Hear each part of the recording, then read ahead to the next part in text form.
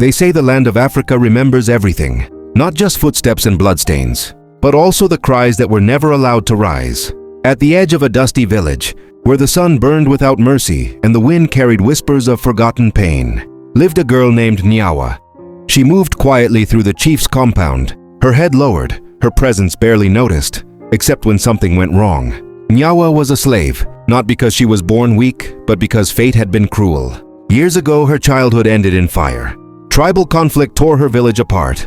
She remembered her mother's arms slipping away, her father's voice swallowed by chaos, and a stranger's grip pulling her into a future she did not understand.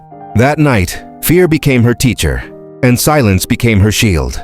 Now Nyawa belonged to a powerful chief. Her days began before sunrise and ended long after darkness settled. She fetched water, cooked meals, cleaned courtyards, and endured orders spoken without kindness. Her body worked, but her soul hid deep inside, protecting itself from breaking. She had learned important rules in this house. Do not ask questions. Do not explain. Do not look into the eyes of those with power. Most of all, do not cry. Crying invited punishment. Speaking invited pain. So Nyawa carried her suffering quietly. At night, when the village finally slept and the sky filled with distant stars, she lay awake on the cold ground. She watched the heavens and whispered inside her heart, afraid even the wind might hear her. "Oh God, do you hear those who have no voice?" No one saw the scars hidden beneath her faded clothes. No one counted how many times she swallowed her screams. The villagers noticed her silence, but they had learned to survive by looking away. One scorching afternoon, Nyawa walked toward the well with a heavy clay pot balanced on her head. Each step felt heavier than the last. Near the path sat an old man, his back bent by years, his eyes clouded with age, but something in his gaze was alive. He watched her carefully. Then gently he asked, "Child, why are you always so quiet?" Nyawa stopped. Her hands trembled. Her lips parted, searching for words long buried. Her eyes filled with tears she had trained herself to hide. But no sound came out. She lowered her head again and walked away, carrying more than just water. That moment, unseen by most, marked the beginning of something powerful. The birth of a silent cry that would one day refuse to stay buried. Cruelty in the chief's compound did not arrive like a storm. It arrived quietly every day until pain felt ordinary. Nyawa learned this early. Each morning she rose before the sun, her body already aching from the day before. The ground was still cold when she stepped outside, yet her hands moved quickly, afraid of being noticed for moving too slowly. In that house, silence did not guarantee safety, but it reduced the chances of punishment. The chief ruled with a voice that never softened. His words were commands, his patience thin as dry leaves. Those beneath him existed to serve, not to be understood. Nyawa was reminded of this truth constantly. One morning, as she prepared food in the open kitchen, a clay bowl slipped from another servant's hands and shattered on the ground. The sound echoed sharply like a warning. Everyone froze. The chief's wife turned, her eyes searching for someone to blame. She pointed at Nyawa. "She was careless," she said without hesitation. Nyawa's heart pounded. She knew the truth could not save her. It never had. Her mouth opened slightly, then closed. Silence was the only defense she had learned. The punishment came without questions. A harsh strike. Then another. The pain burned, but Nyawa did not scream. She clenched her teeth and stared at the dust beneath her feet, counting her breaths until it ended. That night she walked slowly to the river. The moon reflected on the water as she washed the blood from her arms. The red faded into the current, disappearing as if it had never existed. She wondered if her pain would also vanish that way, unseen, unremembered. The village heard what happened. They always did. But doors remained closed and voices stayed silent.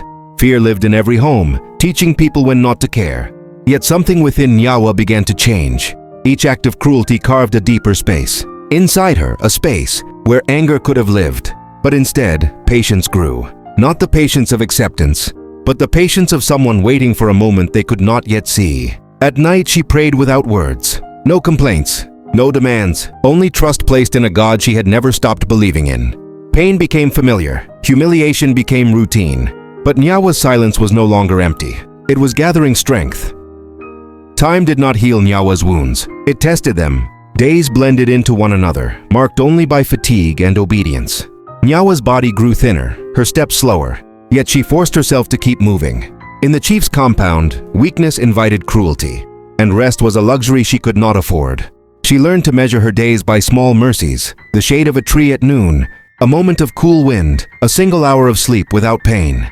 These were the things that kept her alive. One evening, as the sun dipped low and painted the sky in deep red, Nyawa's strength finally failed her. She stumbled while carrying firewood and fell to her knees. The wood scattered across the ground. For a moment everything went quiet. The chief turned and stared at her, his face hard. "Get up," he said. Nyawa tried. Her arms trembled, her vision blurred, but her body refused to obey. The ground felt heavier than her own weight. A servant whispered that she was ill, but the chief did not listen. "She is becoming useless," he said coldly. "We do not feed those who cannot work." Those words cut deeper than any strike. Nyawa was dragged away and thrown into a small, dark storage room at the edge of the compound. The door was shut behind her, locking her into silence. No water was given. No one checked on her. To them, she was already disappearing. In the darkness, Nyawa lay on the hard floor, her body burning with fever. Pain pulsed through her, but worse than the pain was the loneliness. For the first time, death did not frighten her. It felt close, almost gentle. Tears rolled down her face freely now. There was no one left to hide them from.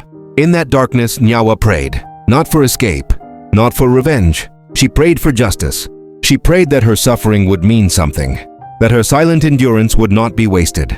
She prayed for every voice that had been buried, every tear that had been swallowed. Her prayer was weak, broken by coughing and fever, but it was sincere. And sincerity carries a weight that silence cannot hide. As the night deepened, Nyawa drifted in and out of consciousness, unaware that her endurance was nearing its turning point. Her silence had lasted long enough. Night fell heavily over the village, wrapping the chief's compound in thick darkness.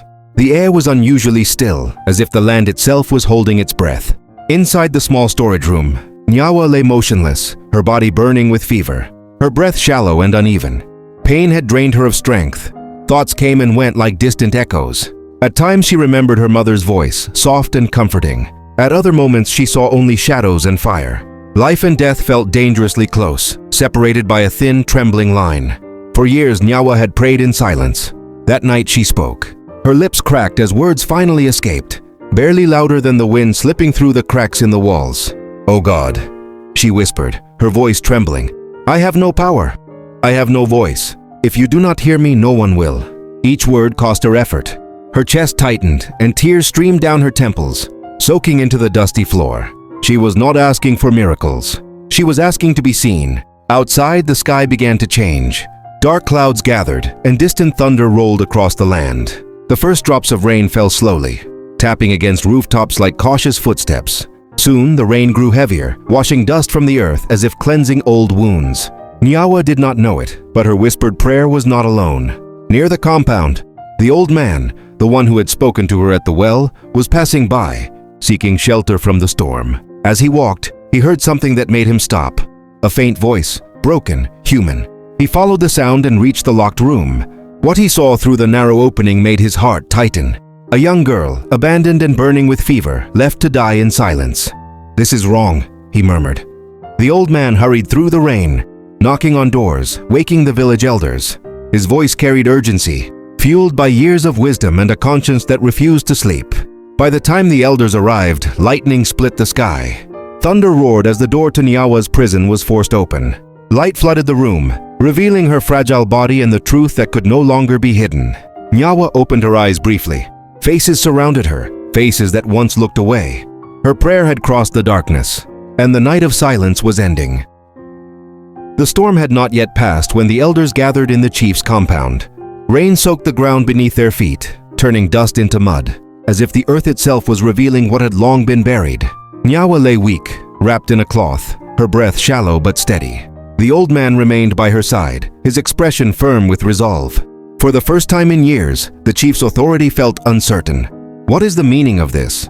the chief demanded, his voice raised. The oldest elder stepped forward, his face lined with wisdom and disappointment. "The meaning," he said calmly, "is that silence has spoken." Witnesses began to step forward, slowly at first, then with growing courage. A woman spoke of nights filled with cries. A young servant described punishments given without reason.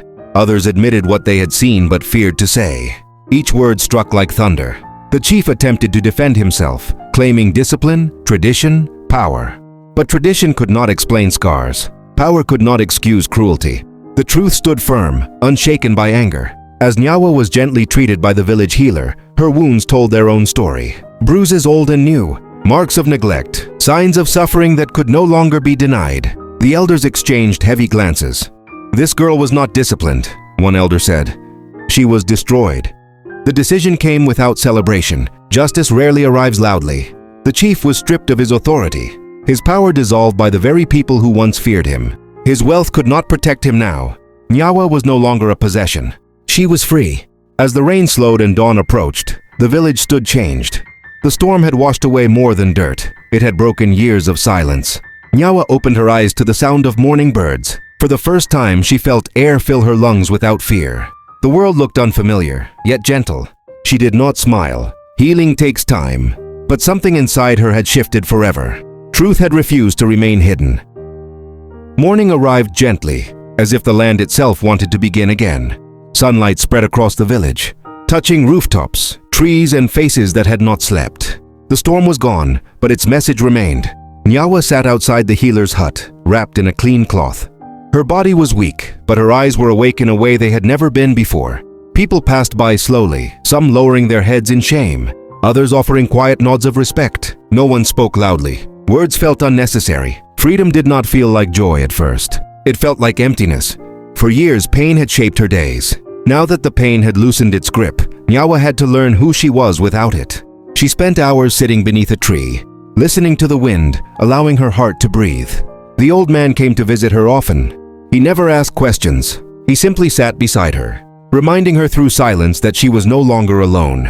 "You survived," he said one day softly. "Not because you were loud, but because you endured." Nyawa thought of her prayers, the ones spoken without sound, the tears that fell into darkness. She realized then that strength did not always roar. Sometimes it waits. As days passed, Nyawa began helping other girls in the village, quietly. She listened to their fears, their hidden pain. She did not preach. She did not accuse. Her presence itself became a form of healing.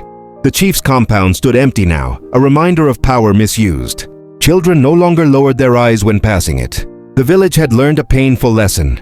Silence protects evil only until truth finds a voice. One evening, as the sky filled with stars, Nyawa looked upward once more. This time her heart was calm. "Oh God," she whispered. "You heard me." She did not become a leader. She did not seek revenge. She did not raise her voice. Yet her story traveled far beyond the village. It taught that patience is not weakness, that justice may walk slowly, but it never forgets the road, and that no cry, however silent, is ever wasted. Nyawa's voice had once been buried. Now it lived in the courage of others, and the land remembered her.